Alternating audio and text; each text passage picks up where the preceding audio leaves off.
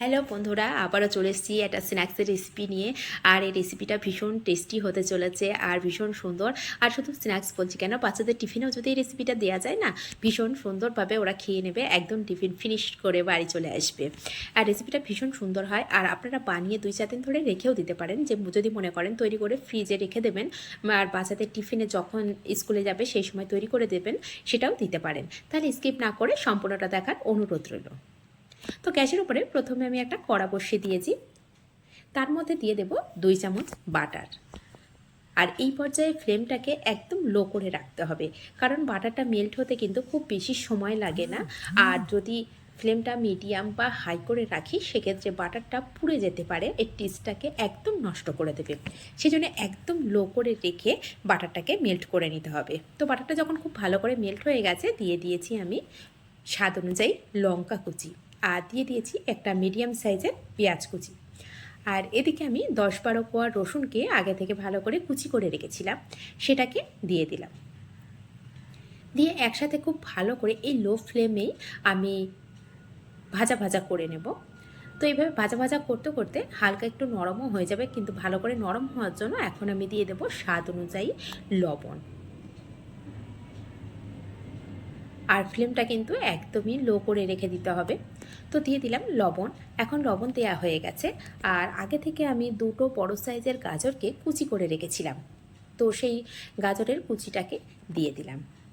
দিয়ে এখন ভালো করে সমস্ত কিছু মিশিয়ে নেব। মিশিয়ে নিয়ে এই লো ফ্লেমে এটা আমি 2 থেকে 3 মিনিট ধরে রেখে দেবো। আর দেখুন, যখন গাজরটা দিয়েছিলাম সামান্য একটু কিন্তু জল গিয়েছে, এই জলটা একদম শুকনো শুকনো হয়ে যাবে। আর ঢাকা দিয়ে রেখে দেবো ভাপে, গাজরটা একদম সিদ্ধও হয়ে যাবে। এদিকে একটা ব্যাটার আমি রেডি করে নেব। সেটা হচ্ছে, আমি 1/2 কাপ দুধ নিয়েছি আর 2 চামচ আমি কর্নস্টার্চ নিয়েছি। নিয়ে এটাকে ভালো করে মিশিয়ে রেখে দেব। খেয়াল রাখতে হবে যেন এর মধ্যে কোনো লাম্পস না থাকে।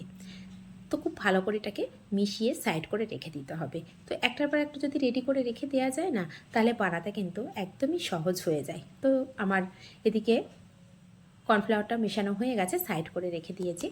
এদিকে নিয়েছি 4টে আলু, মিডিয়াম সাইজের 4টে আলুকে আগে থেকে সিদ্ধ করে রেখেছিলাম। এই সিদ্ধ আলুটা ঠান্ডা করে নিয়ে তারপর আমি ম্যাশ করে নিয়েছি। আর খুব ভালো করে ম্যাশ করে নিতে হবে, যেন কোনো মোটা অংশ না থাকে, আলুটা যেন খুব ভালোভাবে ম্যাশ হয়ে যায়। আর ভালো করে ঠান্ডা করে নিতে হবে। ঠান্ডা করে নিলে হবে কি, যে আমি যে রেসিপিটা তৈরি করতে চলেছি সেটা খুব সুন্দর হবে। না হলে কী হবে, জল ছাড়তে শুরু করে, সেক্ষেত্রে ভালো হয় না, নরম হয়ে যায়। এখন আমি দিয়ে দিচ্ছি 1/2 কাপ কর্নস্টার্চ আর 1/2 কাপ চালের গুঁড়ো। তো আর দিয়ে দিলাম স্বাদ অনুযায়ী লবণ। এখন দিয়ে আমি হাত দিয়ে খুব ভালো করে মিশিয়ে নেব। আর হাত দিয়ে মিশিয়ে নেওয়ার সময় যদি আলুটার মধ্যে সামান্য পরিমাণে জল থাকে, সেক্ষেত্রে কিন্তু চালের আটা বা কর্নস্টার্চের পরিমাণটা একটু বেশি লাগতে পারে। আর আলুটা যদি ঠান্ডা করে একদম ফ্রিজে রেখে দেওয়া যায়, কিছুক্ষণ পরে যদি সেটা ঠান্ডা আলু নিয়ে এইভাবে ম্যাশ করা যায়, সেক্ষেত্রে কিন্তু পরিমাণটা কম লাগতে পারে। তো এইভাবে মাখতে মাখতে বুঝতে পারবেন যে একটা ডো রেডি করে নেব। দেখুন, ডোটা রেডি হয়ে গেছে। ঠিক এই পর্যায়ে যদি দেখেন অনেকটা নরম আছে না, সেক্ষেত্রে আরও 2-1 চামচ কর্নফ্লাওয়ার বা আপনি চালের গুঁড়ো মিশিয়ে নিতে পারেন। এদিকে ওটাকে সাইড করে রেখে গাজরটাও সিদ্ধ হয়ে গেছে। তখন গাজরটা খুব ভালো করে সিদ্ধ হয়ে গেছে, খেয়াল করে দেখে নিয়েছি। চেক করে দেখে নিতে হবে যে গাজরটা সিদ্ধ হয়েছে কিনা। এখন গাজরটা যখন সিদ্ধ হয়ে গেছে, সেই পর্যায়ে দিয়ে দিলাম যে কর্নফ্লাওয়ারটা রেডি করে রেখেছিলাম না, সামান্য 2 চামচ কর্নফ্লাওয়ার, সামান্য একটু দুধ দিয়ে রেডি করে রেখেছিলাম যে স্যালারিটা, সেটা কিন্তু দিয়ে দিলাম। দিয়ে এখন ভালো করে মিশিয়ে নিচে, দেখুন একদম টাইট হয়ে গেছে। তো এইভাবে যখন কড়া থেকে ছেড়ে যাবে, এটাও ঠিক একটা ডো রেডি হয়ে যাবে। ঠিক তখনই আমি এটাকে নামিয়ে নেব, নিয়ে ঠান্ডা করে নিতে হবে। আর এটা খেতে না ভীষণ টেস্টি হয়। একবার হলো বাড়িতে কিন্তু এইভাবে বানিয়ে নিতে পারেন। তো গ্যাসের ফ্লেমটাকে আমি এই মুহূর্তে অফ করে দিয়েছি। তো অফ করে দিয়ে এখন আমি দিয়ে দেবো চিজ। তো আমার কাছে কিউব চিজ ছিল, সেটা দিয়ে দিয়েছি। আর এই রেসিপিতে না যতটা পরিমাণে চিজ দেওয়া যায় ততটাই কিন্তু ভালো লাগে। তো আমি এখানে 2টো কিউব ব্যবহার করেছি। আপনারা যদি বেশি চিজ খেতে পছন্দ করেন, সেক্ষেত্রে কিন্তু বেশি পরিমাণে চিজ দিতে পারেন। তো আমি 2টো কিউবের বেশি ব্যবহার করিনি, কারণ পরিমাণটা আমি অল্প করেই করছি, খুব বেশি পরিমাণে হবে না, সেই জন্য 2টো কিউব চিজ দিয়েছি। আর এই চিজটা দেওয়ার জন্যই বাচ্চারা এক নিমিষে ফিনিশড করে দেবে। আর শুধু বাচ্চারা কেন, আপনারা সন্ধ্যা স্ন্যাক্সেও এই রেসিপিটা ব্যবহার করতে পারেন, খেয়ে দেখতে পারেন। ভীষণ টেস্টি হয় রেসিপিটা। একবার বানিয়ে দেখতে পারেন সহজভাবে, আর একবার সকালের দিকে বানিয়ে রেখে দিয়ে সন্ধ্যার সময় ভাজা করেও নিতে পারেন। যখন হাতে সময় থাকবে না তখন এই রেসিপিগুলো তৈরি করে রেখে দেওয়া যায়। তো এখন যেহেতু গরম আছে এই ডোটা, তো সেই মুহূর্তে আমি দিয়েছি চিজটা। দেখুন একদম চিজ খুব সুন্দরভাবে মেল্ট হয়ে গেছে। তো এখন এটাকে আমি ঠান্ডা করে নেব। আবারও বলছি, এখানে যদি চিজের পরিমাণটা একটু বেশি দেওয়া যায় না, খেতে কিন্তু ভীষণ টেস্টি লাগবে। তো আমার কাছে দুটো কিউব ছিল, সেই জন্য আমি দুটোই ব্যবহার করছি।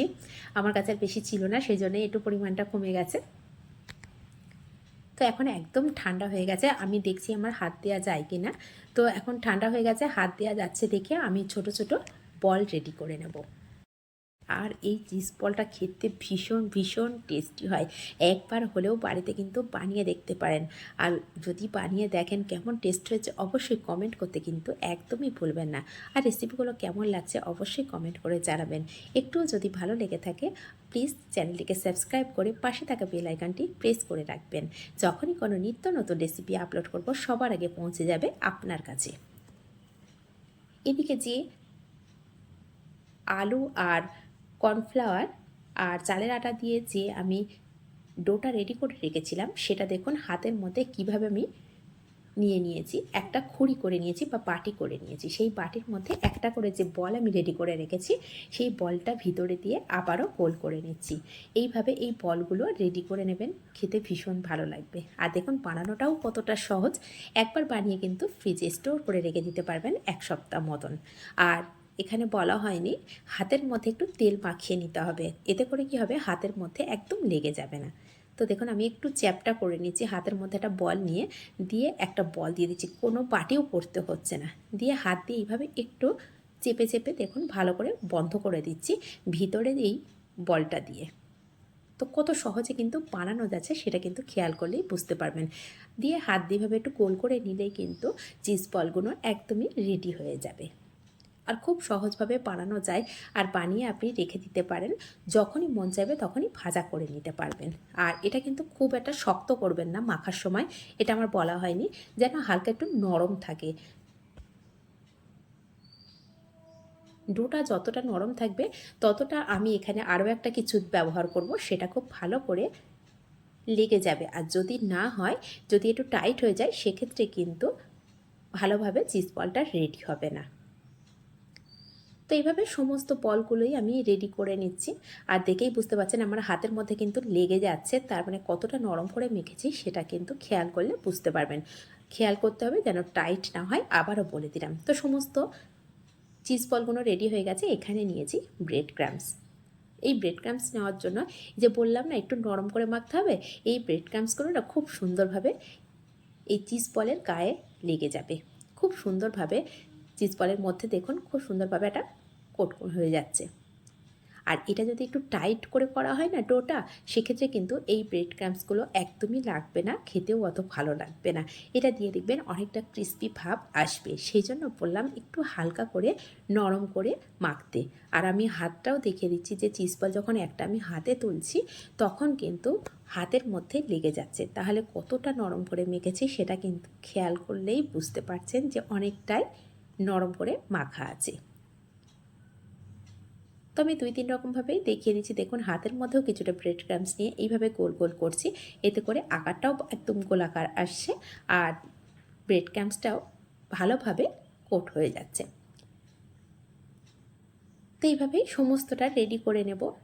আর যদি ফ্রোজেন করে রাখতে চান ঠিক এই পর্যায়ে একটা এয়ারটাইট কন্টেনারে আপনারা তুলে রাখতে পারেন, যখনই মন চাইবে তখনই ভাজা করে নিতে পারেন। তো আমি এখন তুলে রাখবো না, সমস্তটাই ভাজা করব, কারণ আমার বাচ্চার বায়না হয়েছে এখন এটা রেডি করে খাওয়াতে হবে। সেই জন্য আমি আর তুলে রাখবো না, সমস্তটা রেডি করেই ভাজা করে নেব।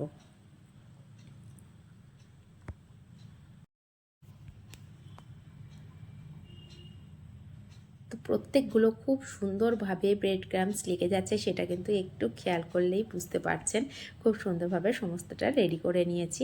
এখন আপনাদের সামনে দেখিয়ে দিচ্ছি, দেখুন প্রত্যেকটা রেডি হয়ে গেছে আর কতটা সুন্দর হয়েছে দেখতে। আরও ভাজার পরে দেখতে আরও সুন্দর লাগবে।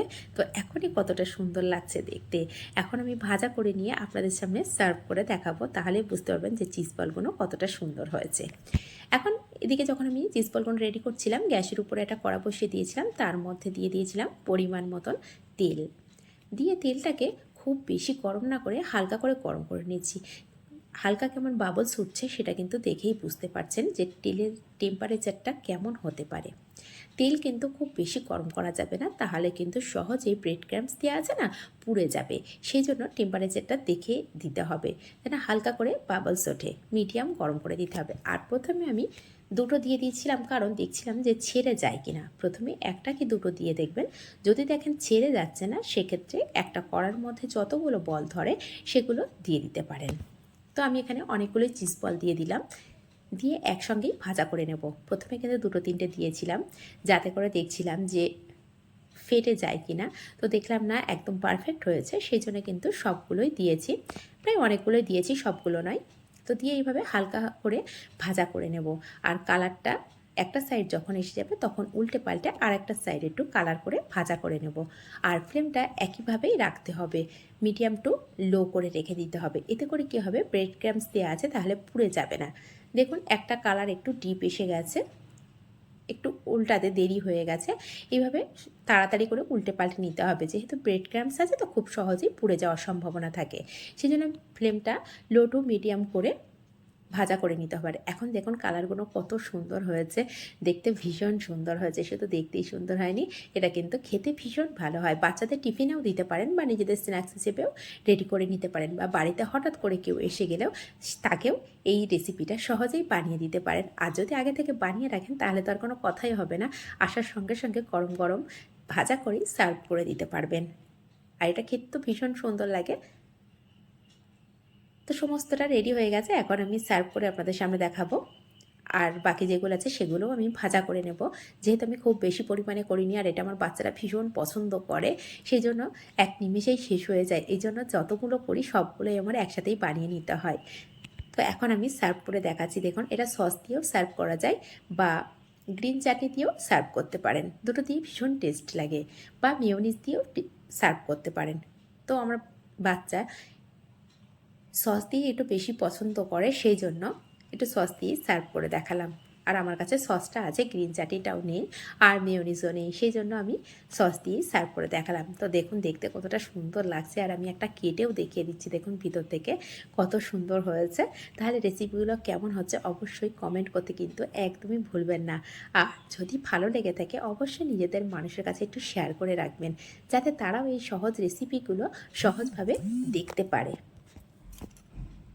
আর এটা আমার বাচ্চা মুখে তো ভীষণ ভীষণ ভালো লেগেছে। মাঝের মধ্যে টিফিনে এটা দিলে তো একদম শেষ করে দেয়। আবার বলে কি বন্ধুদের জন্য বায়না হয়, নিজেও খাবে আবার বন্ধুদের জন্য বায়না। তাহলে রেসিপিটা কেমন হয়েছে অবশ্যই কমেন্ট করে জানাবেন।